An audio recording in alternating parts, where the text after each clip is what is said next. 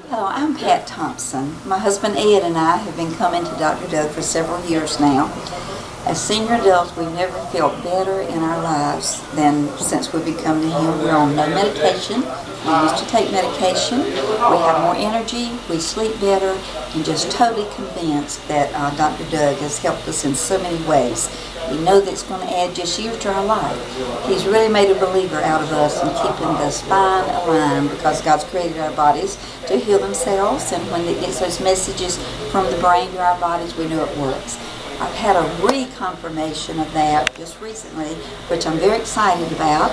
I was diagnosed with severe osteoporosis about 7 years ago. I was on Fosamax, and after taking a few years, I began to have muscle spasms and reflux, so I just couldn't take it anymore. So Dr. Doug suggested I just increase my calcium, magnesium, and vitamin D 3 or 4 times a day, which I started doing about a year and a half ago. So I totally got off the Fosamax. About 6 months later, I had my annual checkup with my medical doctor, and I had told him I had gotten off the Fosamax and what I was doing, and I was taking adjustments, and he said, well, that sounds like a good plan. He said, let's wait a year, we'll do the density bone test or bone density test and just see if it has improved. Just in April, this past April, I went back, had a bone density test after a year, or after this year and a half of doing the calcium, magnesium, and vitamin D. And he called me just recently. He was as excited as I was.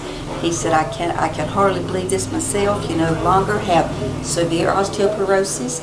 You don't even have regular osteoporosis. You have a mild case of osteopenia. And in a couple of years we'll do another bone density, and who knows, you may not even have osteopenia. So he said, keep on what you're doing. Recent research has proven, as Dr. Doug had told me, that you cannot take too much calcium, you cannot take too much magnesium or vitamin D. And research has also proven if we have enough vitamin D in our bodies that cancer cannot survive. So I've taken Dr. Doug's advice on all this, and I'm truly excited to say that I feel better than I've ever felt before, and for my medical doctor to say, okay, apparently this is working for you, you keep on with this plan of action, and I believe that you'll remain healthy for many, many years to come. So thank you, Dr. Doug. You've made a believer out of us.